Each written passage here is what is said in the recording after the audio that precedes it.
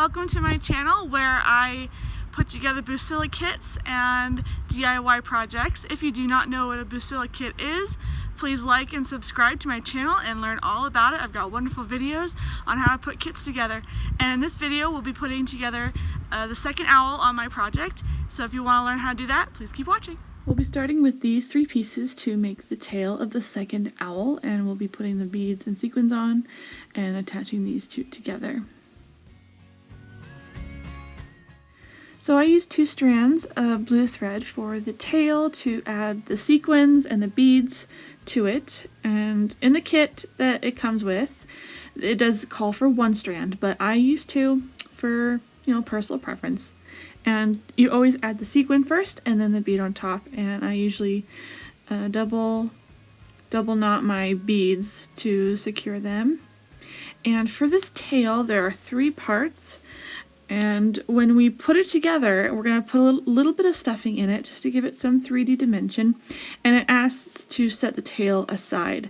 And we'll be doing that. I'll put the tail in a separate little baggie just to keep it safe and stick it back in the bag with the rest of the stuff while we work on the rest of the owl. And I always double knot in the back. But I'm just going to let you know that the tail is going to be added later. So we're just going to get it done now as per instructions, and then we will be adding the tail as we put the other owl together.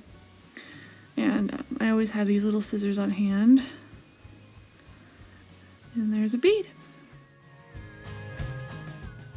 I went ahead and added the rest of the beads, and now we're going to attach these 2 pieces together.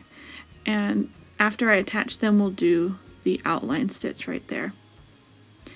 So I will show you the applique stitch, and I always hide my tail in between the 2 pieces. Again, this is a personal preference. It's for looks, because ideally you won't see the knot either way, but I personally like to hide the knot so I know that it stays hidden. But this is just the beginnings of the stitch. And then I will skip ahead to show you what it looks like after it's done stitching, and then I'll show you the outline stitch for the rest of the tail. Here's the front of the tail without the outline stitch, and here's the back.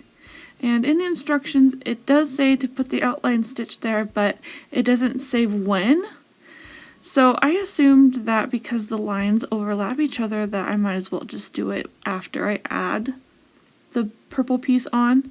That's not traditional. Traditionally you add stitches before you add pieces, but I kind of went by the picture of it because, on the picture on the front of the kit it shows that the outline stitch does go over both pieces of felt, so I figured this might be the easiest way to do it. If you guys are doing this kit along with me, and if you have any questions about it, please leave a comment down below. I would love to help you out. And even if you're not working on this particular kit, but you're doing a different project that has a similar thing, let me know in the comments below.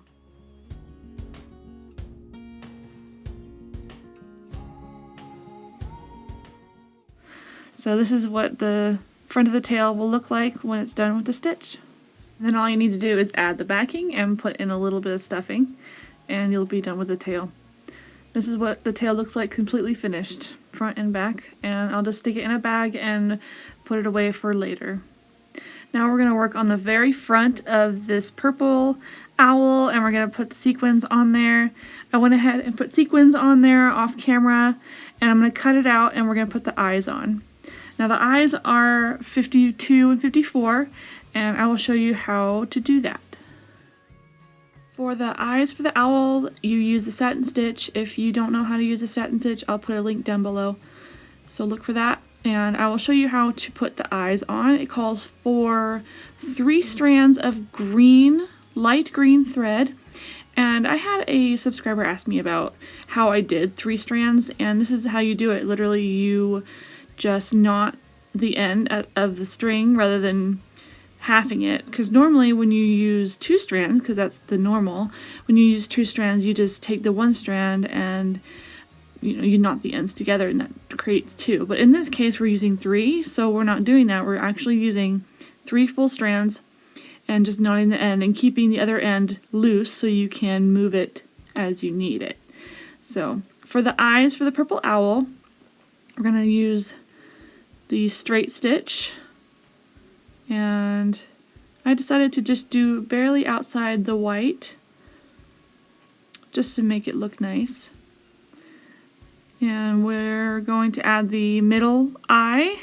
I already did the satin stitch for the eyes, and I'm just going to add those onto the eye. And I decided to even my stitches in between the green thread just to make it nice and even, and I liked the way it looked, so I just did that. If you want to copy, that's totally fine. But the colors on this owl are so cute, although it doesn't help that blue and purple are kind of my favorite colors. So once I finish the eye, we're going to add the little beak. The beak is rather simple, 2 pieces of orange, and you attach it with a couple of stitches. Now I decided to use 2 strands. In the kit it does call for 1 strand, but I've been doing 2 strands for this particular kit, and I'm just gonna keep up with the 2 strands just to keep it all balanced. I don't think I needed to do 2 strands, but next time I'll just do 1. So if you're doing the same kit, you don't need to do 2 strands. You can just do 1 strand. It'll work just fine. I really do enjoy making these kits, and I've always wondered how to make a pattern for one of these, and I've been kind of messing around with pattern ideas and sketching some ideas for my own, and you know, just from personal experience and my kids. And my daughter came up to me and she's like, "Mommy, make me a unicorn." So I'm gonna make her a unicorn. So here's the belly of the owl, and we're going to cut those pieces out, put the sequins on, and we're going to add those pieces onto there. And the outlines are pretty straightforward, and we're going to add those onto the owl right there. And the wing may or may not completely align, and that's okay. You know, there's a reason why these stamps are not permanent, because you can just kind of rub the stamp off a little bit. So here's my stitches. I matched the color with the felt color, and this is where you add the tail, and you sew the backing on up until this point, and then you can add the tail in position. Grab your purple thread and add the tail on. There's the back of it, and there's the finished back. Cute little purple owl. We're going to work on the wing next. And the wing consists of 4 pieces. And it's similar to the other owl that I did. And if you missed that other owl, the first owl tutorial, I will also link it down below so you can check that out, because that owl is super, super cute, just like this one. So there's the front of that wing, and we're going to add the back, and we're going to put a little bit of stuffing in it just to give it a little bit of a 3D effect, so it's not too fat, because if it's too fat, you won't be able to attach it properly. So I use a couple of pins, and I've pinned it on, and you see that, you know, the outline is not perfect, so that's okay. So this is what the wing looks like, completely finished and on. I just added a few stitches to it, and we're going to add the little feet, and then we'll be done. Here's the finished owl, completely done. He's so cute.